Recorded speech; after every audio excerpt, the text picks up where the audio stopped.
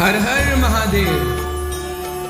12 ज्योतिर्लिंग के महाकथा के अध्याय में अब तक हमने दर्शन किए और कथाएं सुनी 9 ज्योतिर्लिंगों की।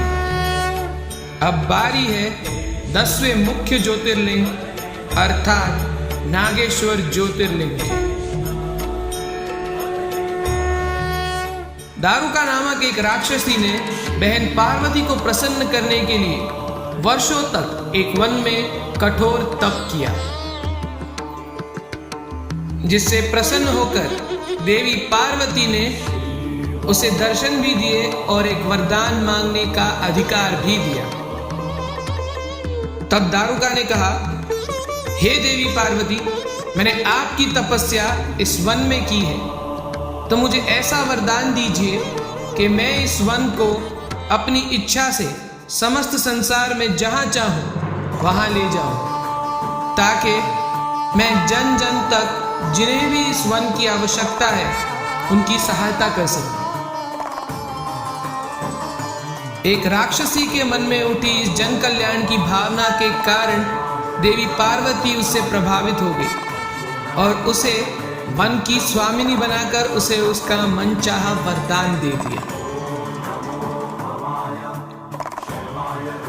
दारुका ने जन कल्याण की आड़ में असुरों का वर्चस्व स्थापित करने के हेतु ये वर मांगा था। अन्य असुरों के भांति ही दारुका भी वरदान प्राप्त करने के पश्चात अहंकार से भर गई और समस्त संसार में हाहाकार मचाने लगी। उसने इस वरदान के बल पर सभी लोग जो महादेव की भक्ति करते थे उन्हें बंदी बना लिया था और उनसे इस वन में कठोर परिश्रम करवाकर एक नगर का निर्माण करना चाहती थी, जिसे वो असुरों की राजधानी बनाना चाहती थी। महादेव के भक्तों ने दारुका के अत्याचारों से त्रस्त होकर महादेव का आह्वान किया।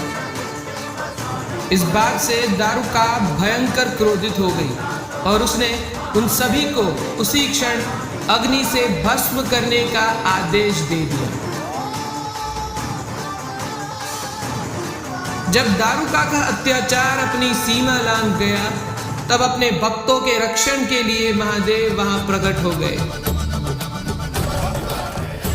तब दारुका ने महादेव से कहा, आप इस प्रकार मेरे कार्यों में हस्तक्षेप नहीं कर सकते महादेव। मैं जो कुछ भी कर रही हूं, ये माता पार्वती के वरदान के अनुसार ही कर रही हूं। तब महादेव ने क्रोधित होकर कहा, तुम पार्वती के वरदान का दुरुपयोग कर रही हो। सभी लोगों को जिन्हें तुमने बंदी बनाया है उन्हें इसी क्षण मुक्त कर दो, अन्यथा इसके परिणाम तुम्हारे और समस्त असुर जाति के लिए विनाशकारी हो सकते हैं। तब दारुका ने अपने रक्षण के लिए देवी पार्वती का आह्वान किया। दारुका ने देवी पार्वती से कहा, हे माँ, मैं आपके वरदान के अनुरूप ही सभी कार्य कर रही हूँ, परंतु महादेव आपके दिए वरदान को फलीभूत होने में बाधा उत्पन्न कर रहे हैं। तब देवी पार्वती ने कहा कि महादेव का हस्तक्षेप करना सर्वथा उचित है, क्योंकि तुमने जन कल्याण के नाम पर प्राप्त हुए वरदान का दुरुपयोग किया है। इसके कारण समस्त असुर प्रजाति पर आए हुए संकट को न्योता तुमने स्वयं दिया है। जैसे ही दारुका को यह ज्ञात हुआ कि उसके कारण असुरों के अस्तित्व पर संकट आन पड़ा है, तब उसने महादेव और माता पार्वती से उसी क्षण क्षमा मांग ली और सभी बंदियों को मुक्त कर दिया।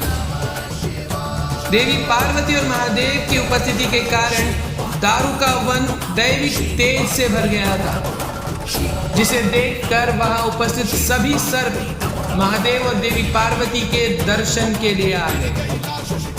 क्योंकि ये क्षेत्र देवी पार्वती के वरदान के कारण बसा है और नागों को जीवन में पहली बार देवी पार्वती और महादेव के संयुक्त दर्शन हुए हैं, इसीलिए महादेव ने इस स्थान पर एक ज्योतिर्लिंग के रूप में वास करने का निर्णय लिया और इस ज्योतिर्लिंग का नाम हुआ नागेश्वर ज्योतिर्लिंग।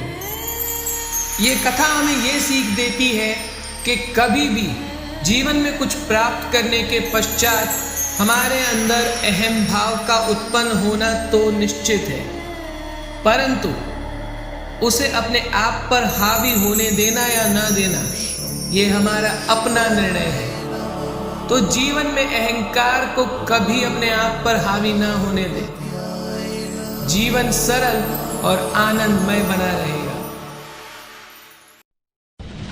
आने वाले दिनों में मैं कृष्ण आपको करवाऊंगा दर्शन और सुनाऊंगा महाकथाएं मेरे महादेव के सभी ज्योतिर्लिंग की। राधे